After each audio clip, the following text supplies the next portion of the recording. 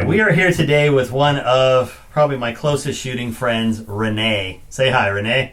Hi, Renee. Oh, wait, you want to just say hi to the video? We also have, is this 3? This is 3. And 2 is somewhere else in the house, right? She is. Yeah. So, how long you had 3? About 3 weeks. Yeah. Cute puppy. We've been playing catch in the house, or fetch in the house here. All right, well, so I've been wanting to get over to Renee's house. You know, admittedly, Renee is probably one of the busiest working people I know. I won't say jet setter, but you travel around the country for work quite a bit. So it's tough. And so he called me yesterday and said, I've got 3 hours in the middle of the day. Can you make it over here? And I was like, hell yeah. So here we are. I'm just going to do a quick spin around and then we'll kind of get into it. Renee loads probably the largest number of calibers of anybody I know.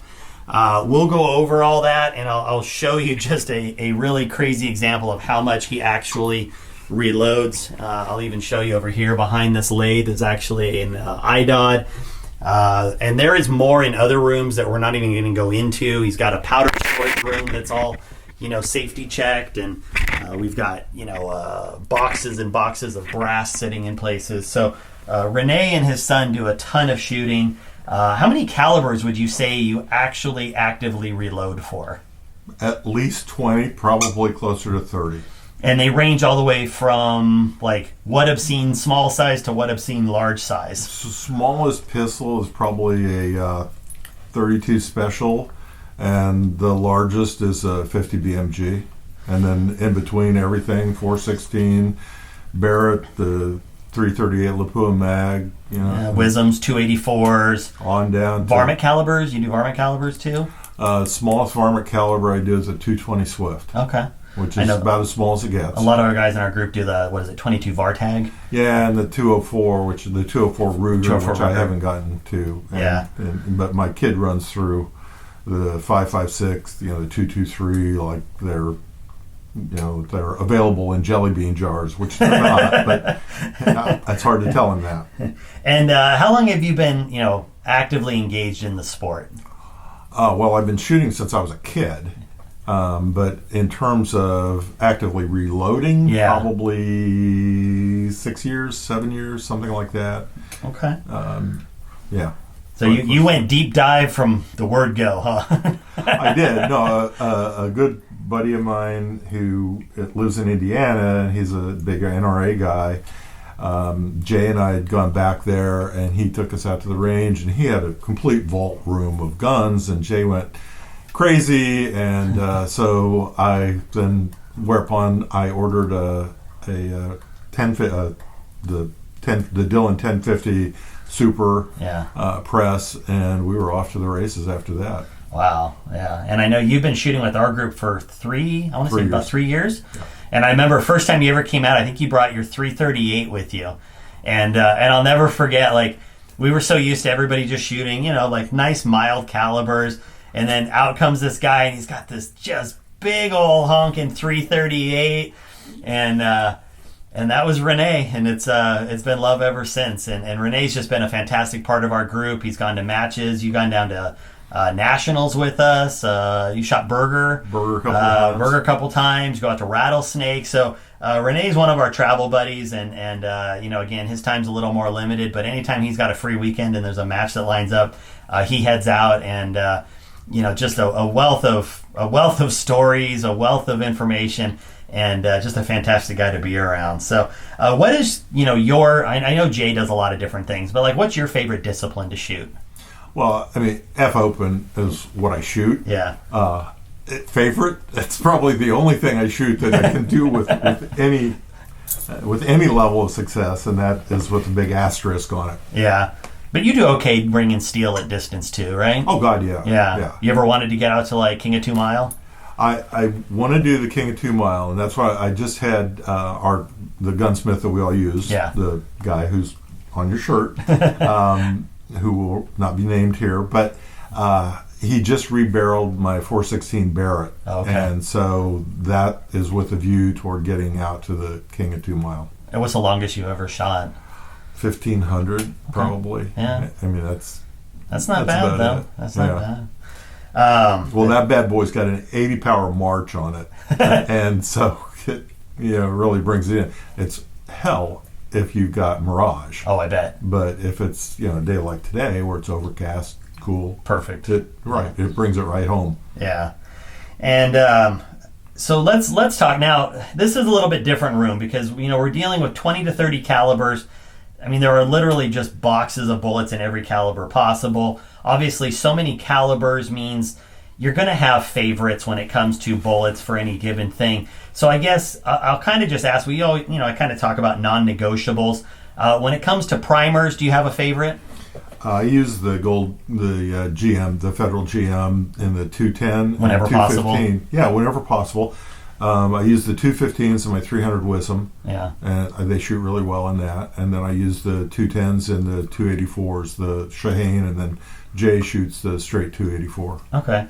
And when it comes to bullets, when it comes to your F-Open stuff, your preferred bullet brand? Allberger. What about bigger stuff? I'm assuming you get into some of the lathe-turned bullets? For the 50s, yeah. I've tried the Hornady, which they look cool, but they don't shoot all that well. I'm guessing you shoot cutting edge. The cutting edge is there's a company called Gerard out of South Africa that's been coming to the States, and I bought a bunch of their stuff and have tried it, but it takes a lot of real tuning, and I haven't quite figured out the tuning on it yet. Yeah, and there's another lathe turn company that I just got turned on to. Laser X or something. Yeah. Like that. They seem to be hitting. Those. Yeah. I haven't shot those yet, but yeah, those are definitely, when I get this new barrel tuned up, that's what I'm going to try in those. And so I've only just barely dipped my pinky toe into lathe turned in my 284, and I know with the at least cutting edge in those calibers, you have to run a much, much faster twist. Like normally I run, let's say, a 1 8.5 to 9. I have to run a 1 7 to shoot the same weight bullet. Is the same true in the heavier bullets? I'm not really sure whether it is or not. I haven't done that kind of... You just know that your barrel's matched up for the bullets? Yeah. Okay. Any other non-negotiables? Like, I know you obviously seem like you're pretty, if we take a look over here real quick, you'll kind of see there's quite a bit of his bullets stacked up. And again, that's just kind of what he's actively loading with. There's a supply room somewhere else. But, is there any other kind of, with components, I know we're in the middle of a shortage here, but are there any kind of non-negotiables where you go, well, I probably just wouldn't shoot if I couldn't have X? I've shot all kinds of brass in all kinds of guns, and I think if you work the brass properly, you can make almost everything shoot reasonably. Yeah. Your preferred brass is? Peterson for the 284.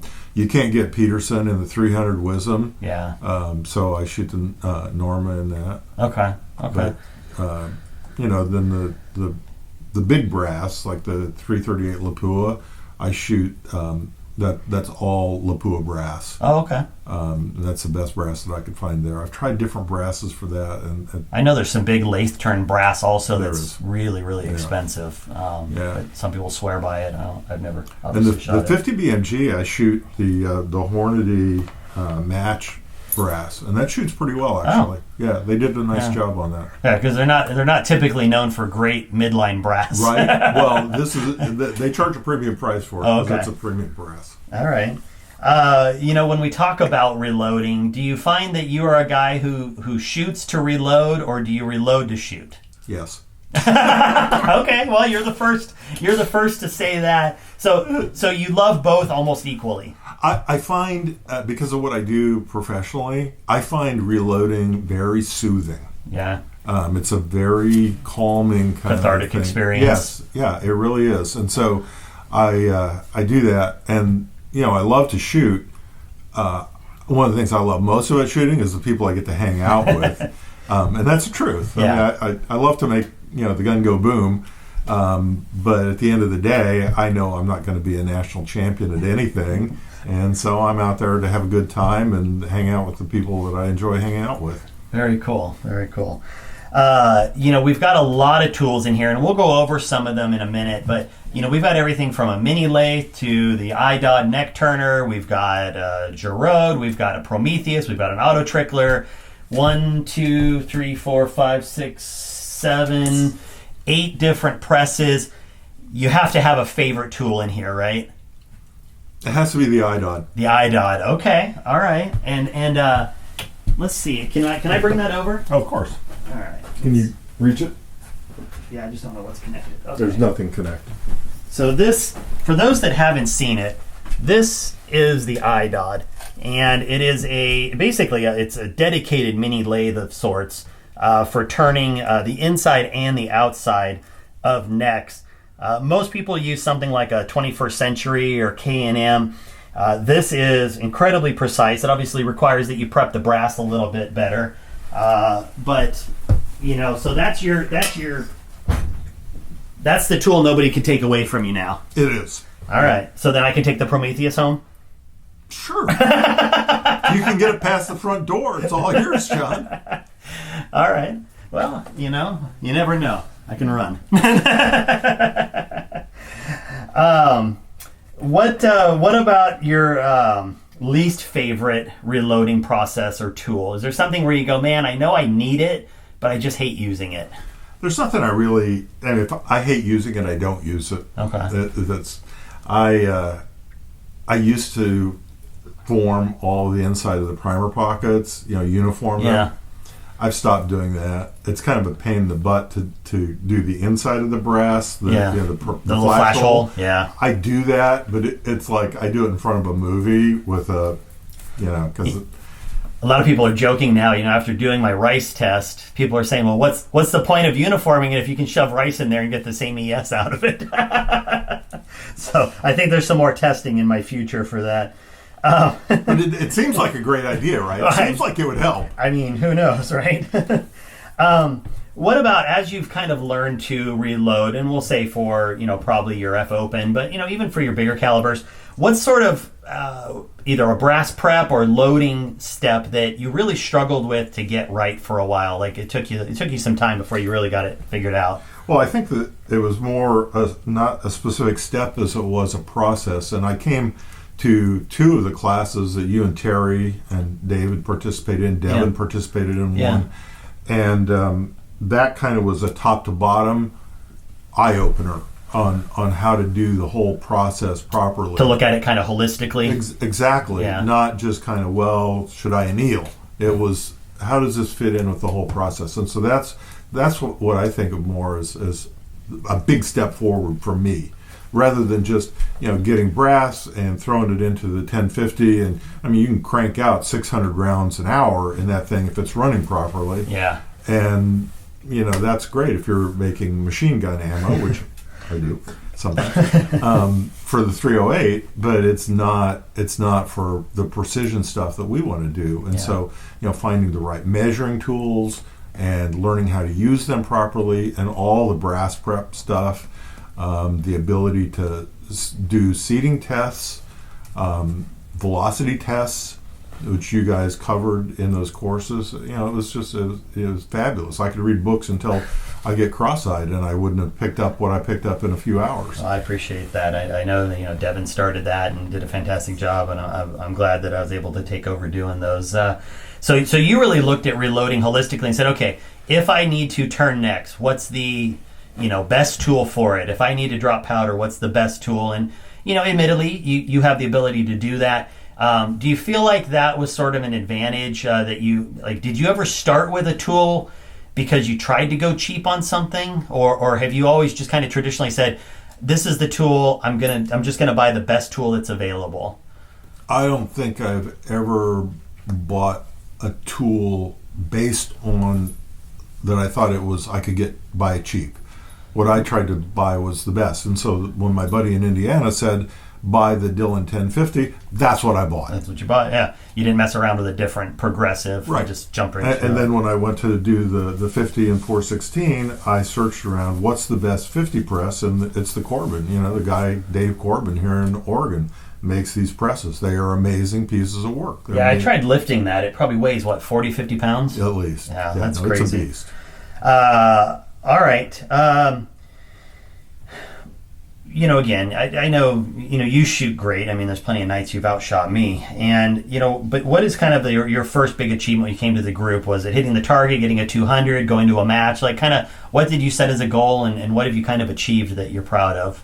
I think, cleaning the target the first time, because, you'll remember, Devin was the only one that ever cleaned a target. Yeah. And so then, you guys started to really step up the game. And I don't remember the first time I cleaned a target, but I remember the feeling. I mean, it was like, oh, shoot, I can do this. It's amazing. It's amazing how easy looking back 199 points was.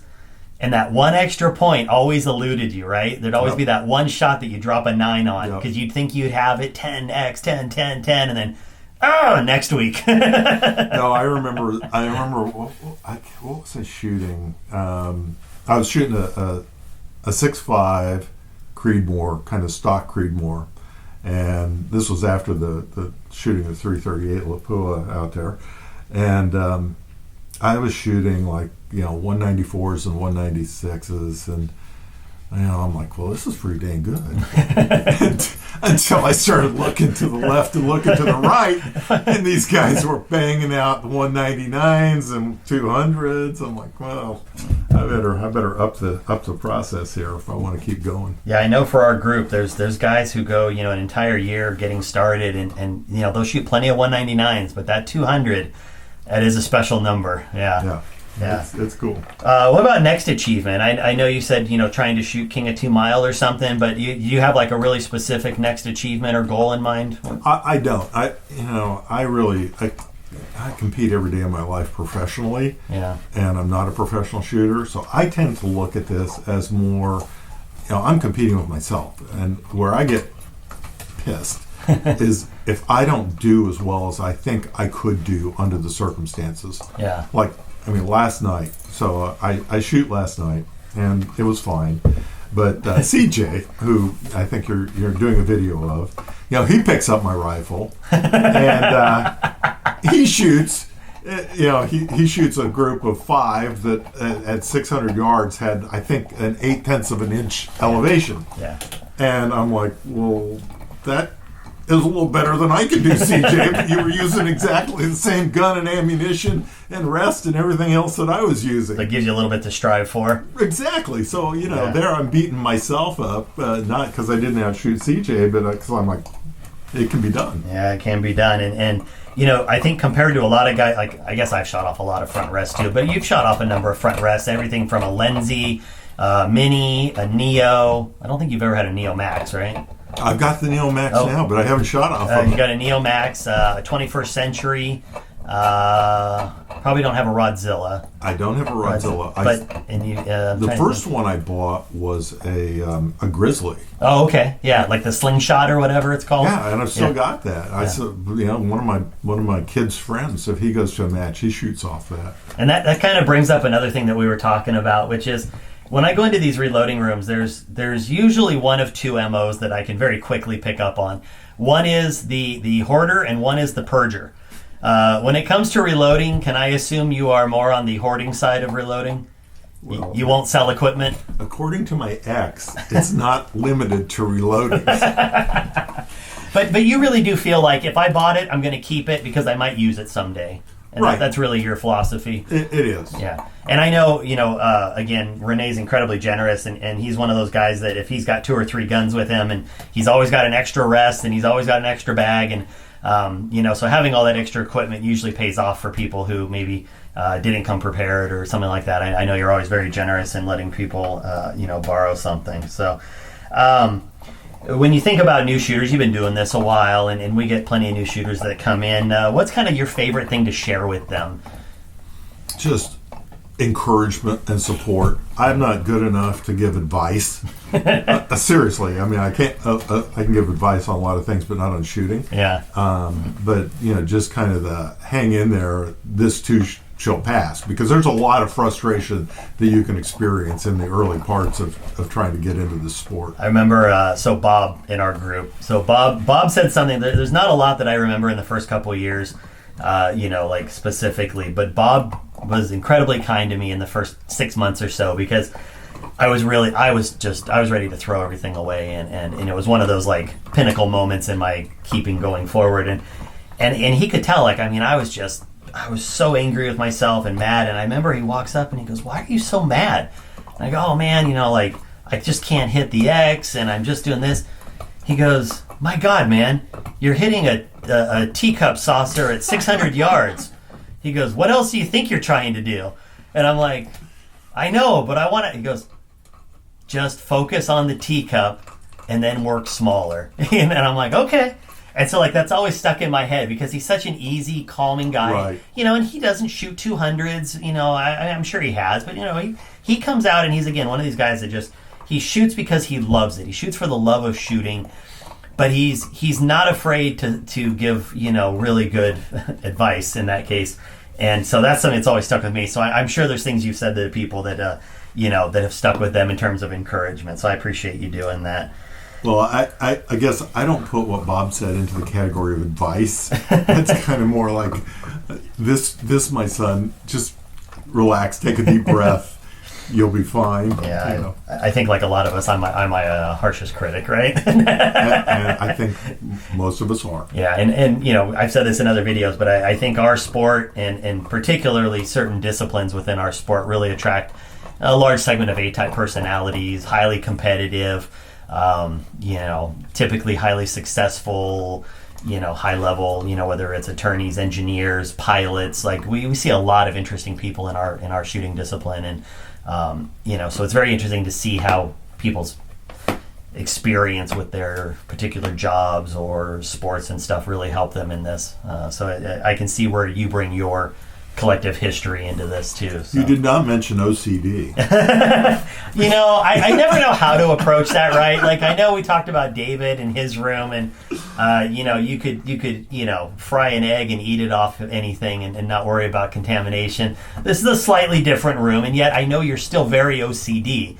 So, you know, somebody might look at this room and see what appears to be a mess, but I bet you know where every single thing is in this room, right? Pretty much. And I only know that because we were talking for a few minutes before this, and I said, well, you know, what about this? And boom, like under this rag behind a box was what I was asking for. So it's you know, I know you're very OCD and it shows up in your loads, but you know, don't let Renee kid you. This guy is a force to be reckoned with. You know, we were shooting nationals, and he had an incredibly good win caller at team match, and I mean, you were just hammering down on those targets. So when somebody was telling me where to aim, well, but you did your half and brought the ammo that could do it. So that was fantastic to watch. We were paired up next to each other, so I was watching him.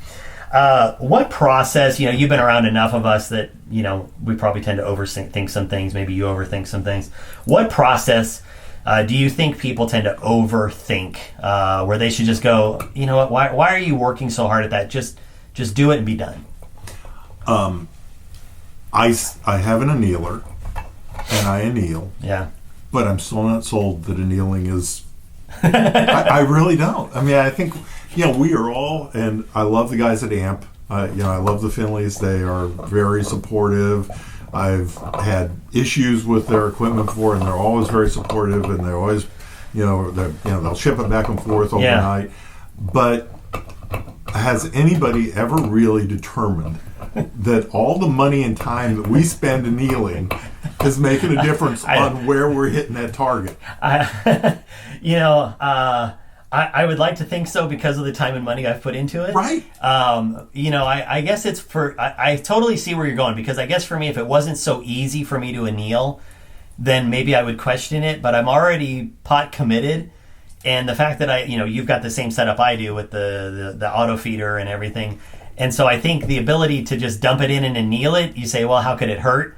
But you're right. I don't think I've ever tested. I don't know anybody in my immediate circle that has ever truly tested it. I think we sort of take it as gospel, right? That annealing, because it does something to the metal, and people have done testing on what it does to the metal, therefore automatically makes it a no-brainer. But that's funny that's your maybe we're overthinking it moment. Yeah.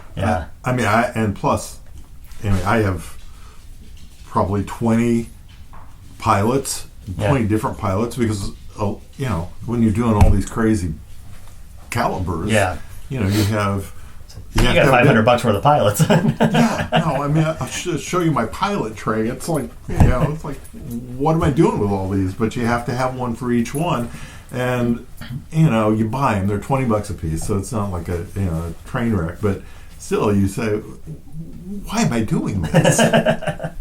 And yet, you can't bring yourself to not do it. All right. Well, I'm sure we're going to get some comments on that one. Again, having been with us for a while and been around a lot of other shooting disciplines, whether it's with us or somewhere else, what's kind of the best advice you've gotten that sort of stuck with you? Well, Bill Brown, who shoots with us, he once I was very frustrated with not getting a high X count. Yeah. And he's like, concentrate on your 10 and don't worry about the X's. And I think that was the best advice, because we all obsess over the X's, but it's hard not to. it's hard not to, right? But I think that was pretty dang good advice. I kind of agree, only because it's weird, right? We're taught two different ways to shoot: shoot small, hit small, right? So in that theory, you think, well, if we aim at the X ring and we get a 10, then great. But it is very easy to lose sight of the fact that 10 really is a safety net. And it's a pretty big circle for us to hit, all things considered. I mean, a 10-inch circle is a lot better than a 5-inch circle. Sure, I've been to plenty of matches. You've been to plenty of matches where the winner's been decided by X's. But I would still say the predominant amount of matches we've ever attended are still decided by true points. Right? So 10s win. X's win once in a while, but odds are if you're going to win on points with 10s, you probably have the X count to go with it. And that was really Bill's point. It's like, X's or 10s win matches, not the X's. Yeah, and I as much as I think that point's been argued lately, I mean, I think the last 6 or 8 months there's been a lot more matches where people say, oh, well, 10s don't matter anymore. X's matter. But I've been to equally number of matches where it definitely is decided still by points. It might be 1 point, but the X's didn't matter. The X's didn't count, so, right? No, that's good. That's good. In the reloading world, again, you've got some very nice tools. You've done a lot of reloading. But if you could get some divine intervention that gave you the absolute answer on any one thing, whether it's your annealing question or cleaning or how much powder does it really take or something like that, what answer would you want an absolute definitive gospel answer on? I think we all spend a lot of time futzing around with finding the right node. And if you look at the use the 6.5 guys tool to find the node, I don't know how repeatable that is. And I've not done testing on that. And I think if somebody did, and when I say repeatable, I'm not talking about can you do it twice in a row. I'm talking about can you do it 30 times over the life of a barrel. Over the life of a barrel. Yeah. Where that node is working for you and it's repeatable. I think that would be an interesting question to have an answer to. I don't know that anybody's ever answered it or ever will. Yeah, I would love a magic book that you could open up that would say, well, you're about 400 rounds in and you do this kind of cleaning and that means your powder charge should change by this much. But it's never going to happen. It's never going to happen, right? I mean, it would take... We keep trying. Well, it would take somebody who's really anal compulsive to do that. So we're going to kind of take a quick peek around. One of the more interesting drawers that Renee showed me is... Show me this cabinet. Now we looked in here, and tell me what this drawer is. Well, this top drawer is some of the various calibers that I load here. And every one of those bins is everything you need to reload, right? So like this is the 284 Wisdom, or not the Wisdom. 284 Winchester. So that has your sizing die, your pointing die, your everything. Everything die in it. And how many drawers of calibers do you have? Okay, well, I asked. You ask, so... and I love how you have one of those tackle boxes for every caliber, so you don't lose anything. You've got the powder funnel, you've got the pointing right insert, you've got everything, right? No, it's everything, right, isn't it? Like, this is... Oh, God, there's the amp pilots, yeah. Crazy. But, this is, the 243, which my kid hunts with. So, it's got everything in there, and I don't have to look around for... And I noticed you have both arbor dies and threaded dies for almost every caliber. Mm-hmm. So how do you decide, well, I'm going to use an arbor this time, or I'm going to use a thread die this time? Well, I use the arbor for all precision shooting seating. Okay. That's really Even on big calibers? Oh, yeah. Okay. Yeah. Okay. Well, not the 50. I don't think there is an arbor die for the 50. Oh, okay. I don't know. I never the loaded 338 Lapua. Yeah. There's an arbor? Oh, yeah. Okay. Yeah. All right. Yeah. Going along here, we got three that found something on the floor here. What are you chewing on? Guy. So as far as holding guns and cleaning, he's got the good old Tifton Ultra, which I'm a huge fan of. He's also got the woodworking vise that I've done a video on. And then we're just going to kind of go around and show. Now, this is the backside, but obviously he's got a Forster coax. We then have the 21st century arbor press sitting there. And then if we take kind of a quick look on the floor, kind of walk me through left to right here. The first press strictly for pointing dies? Yeah, that's my original Redding. Great press, but I just use it now for pointing bullets. Okay, and then we've got an RCBS. Yeah, it's a progressive, okay. And the RCBS I use mostly for the 5.56 and sometimes for the 9mm. Okay. And then Corbin, right? This bad boy. You need to look at it, the front of it. Okay. I reckon. Man, it's just a beast. It's huge. But it's a great press. It's just an amazing piece of equipment. And I love the fact that it's made in Oregon and it holds, big, the dies for the 50 are like that tall. And it's just a great piece of equipment. Wow. And Dave Corbin, very supportive on support. That was my original 50 press. Watch out, 3.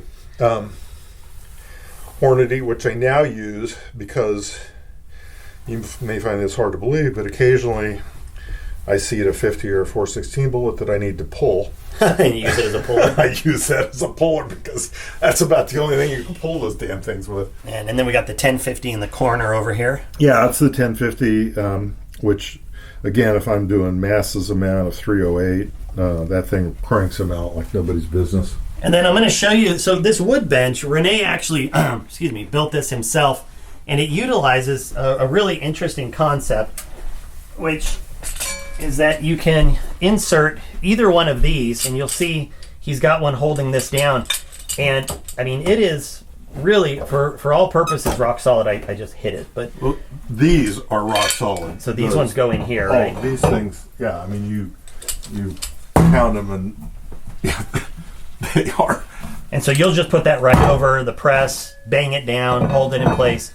And then you also have things like these, the bigger clamps, right? Right. They just fit in the same hole. They'll just go in here. And then just by leverage, they apply pressure and hold in place. Right. That's exactly right. And so all those presses that you just saw on the floor, those aren't, like on the way to the garage or something. Those are all active presses, that he'll swap out right here on the bench whenever he needs to use them. Now, we haven't gone over a Prometheus before. We've got the auto trickler here. Here's the Prometheus. It's kind of the thing of legends. People hear about it. They don't often get to see one. You still 100% believe in using it, right? I do. And so having the auto trickler, so how do you kind of divide up what gets done on the auto trickler, what gets done on the Prometheus? So what I've been mostly loading lately is the 284 Shaheen and the 300 Wisdom. And so what I've been trying to do is go, if I'm shooting one week, I'll load Prometheus, and then the next time I shoot, I'll load on the auto trickler, because I'm trying to figure out if there really is a difference in performance. Do you find one is faster or easier? The Prometheus, I think, is a little bit faster. Okay. It's not like 2 minutes per round or something like that. It's probably a few seconds per round faster. Yeah. And both seem to handle about the same powders? Both handle the same powders equally well. I haven't put RL33 into the auto trickler yet. Yeah. The Prometheus doesn't like a powder that big. But just in the trickler part. In the trickler part, right? Yeah. So that one's a little more manual. I suspect something similar might happen with the auto trickler, but I don't know. I know people who use 33 in the auto trickler, and sometimes it gets caught in the wiper, where it doesn't get cut, but it does jam it once in a while. for those interested, if you're using something like 33, the V4, because of how it's designed, absolutely handles the big chunky powders like 33 without a problem. So, but both of them do really well, like with H4350, or I shoot a lot of the N165. Is it plugged in? No, it's not. You want it plugged in? I want to show people the light in case they've never seen it before. So the way the Prometheus is designed, it is accurate to a kernel. Now he uses a magnifying lens on a beam scale in back, and you can see right here, this is your kind of razor's edge on the beam, and then it will come right in line with that once it trickles that final the kernel. beam is locked right now, so that's why it's up at the top. Yeah, and so this gives you a very clear indication of when you are perfectly balanced for your load. Right, and so about halfway between those is a kernel. So like halfway between the point and the notch, Okay. that's a kernel. So if you're a kernel higher, kernel low, You'll know it. you'll know it. Okay.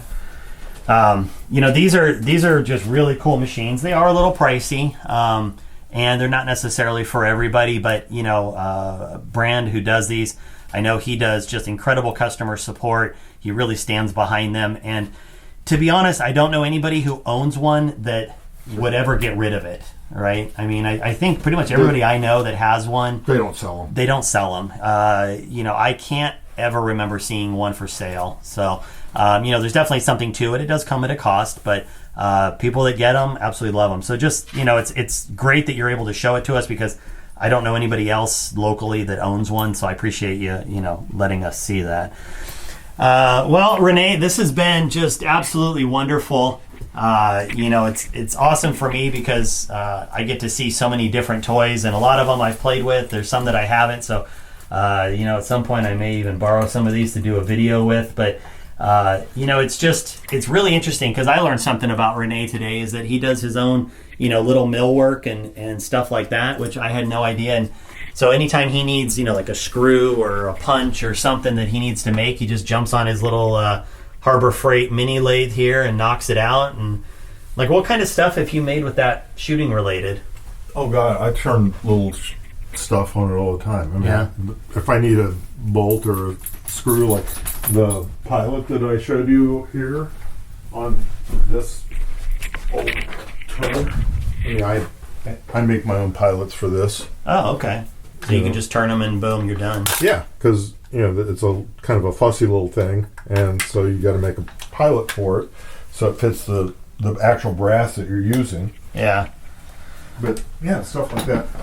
Make screws, screws, bolts that you don't have the right length or standard size. I told you I'm so intimidated by it, but I think I might jump in at some point and try.